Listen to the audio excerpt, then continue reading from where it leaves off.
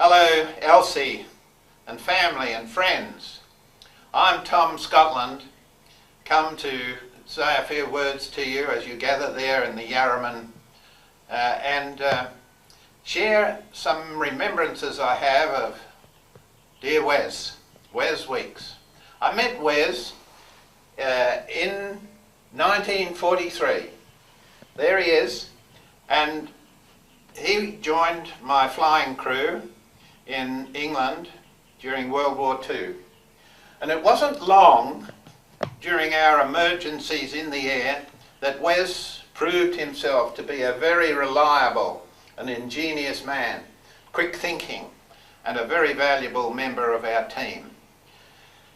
We were flying Halifaxes, these 4-engine Halifaxes, and in Christmas 1943 we were flying above cloud and suddenly one of the motors exploded and we were on fire. We were over England, and the time came where I had to ask the crew to parachute out.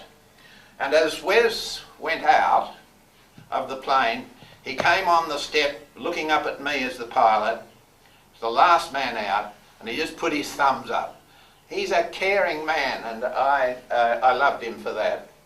And he went out and he tells the story of landing in a potato paddock and the farmers coming to him and with pitchforks, and he says, one of them shouted out, "We'd have stuck this into you if you'd been an enemy."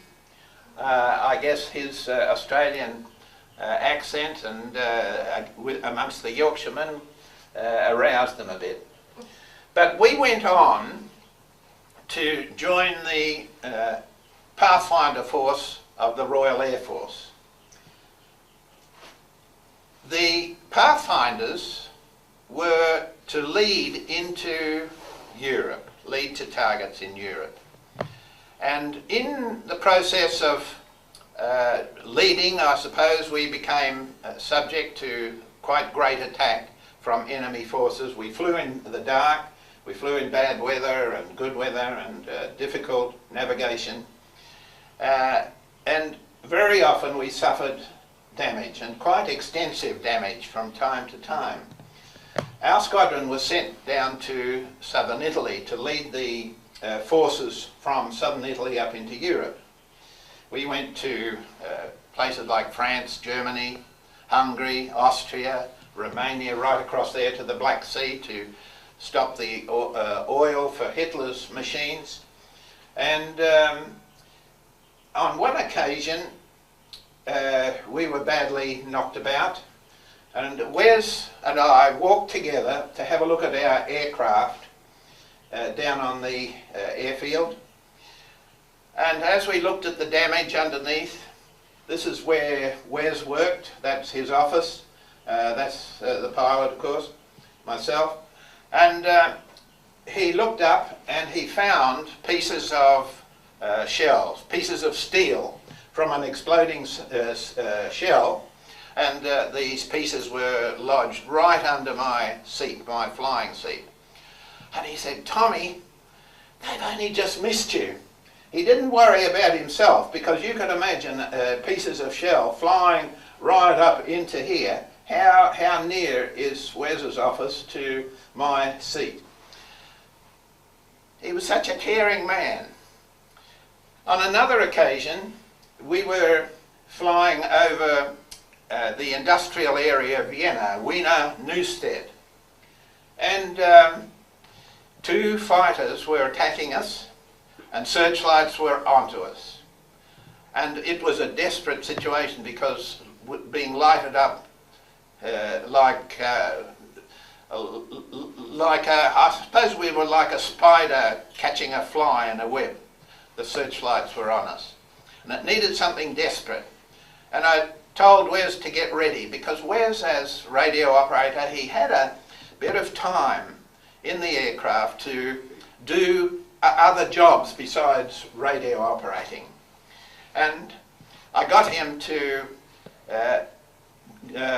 pile up a whole mass of aluminium foil which we carried, and get ready to throw it out into the sky through an open door. Well, you can imagine Wes at the back of the aircraft, opening this big door for the aircraft out into the open air, piling up all this foil. And when I took the aircraft right up into a very steep climb, and then called to Wes, go, and the searchlights were on us, and went to turn one way, but I took the aircraft the other way and the searchlight stayed on, all this massive foil in the air. But that was the tremendous courage on Wes' part, tremendous quick thinking, demand to hang in there, a man being tossed about with an aircraft flying this way and that.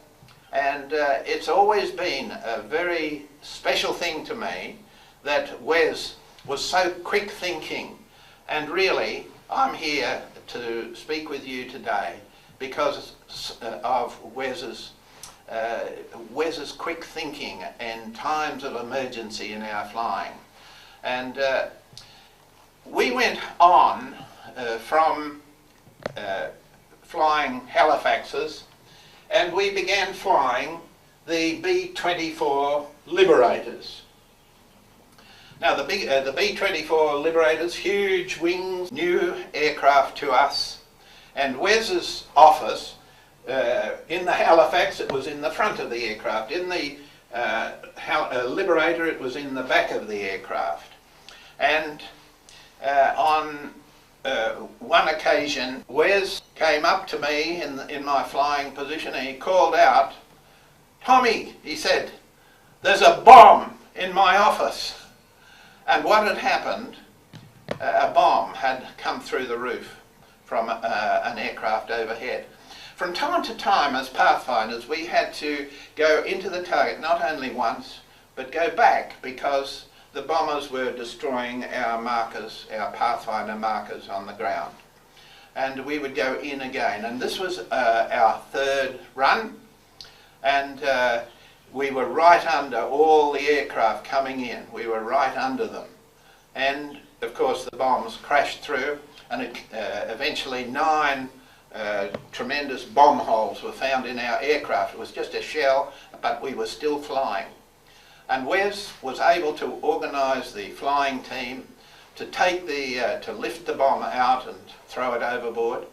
And then, when the time came for us to land, you can imagine I was flying very gingerly, he organised other fellas to fix parachutes and to get ready for the landing, because we didn't know how we would stop when landing. All our brakes were gone and that. But Wes was so ingenious, quick thinking, caring, and a leader amongst the other fellows. I remember also on Christmas Day 1944, we were selected to attack Hitler in Berchtesgaden in Germany. And I suppose again, here am I surviving to be with you today, but in a different way, because Hitler actually didn't come to Berchtesgaden. But we came out of our aircraft, we were all ready to go when the news came through that Hitler had stayed in Berlin. We didn't need to go to Berchtesgaden, but we came out of our aircraft, and surely Wes was saying, "What a bloody silly idea," he said, because Wes wanted to go back to his tent. We lived in tents in Italy. And he wanted to open his own present. He didn't want to give presents to Hitler on Christmas Day. Well, these are remembrances I have of Wes, and in post-war years, Laurel and I often travelled from Perth and made sure that we visited Wes and Elsie in Yarraman and in Brooklands, their farm. And from time to time we visited them. I suppose, you know, you'd skip a year and then we'd be back again. So we've had many visits and many wonderful talks together. And it is my privilege today just to share these thoughts with you all gathered there in Yarraman. I valued my friendship with Wes, and I thank you for the privilege of being among you in this way today. Thank you.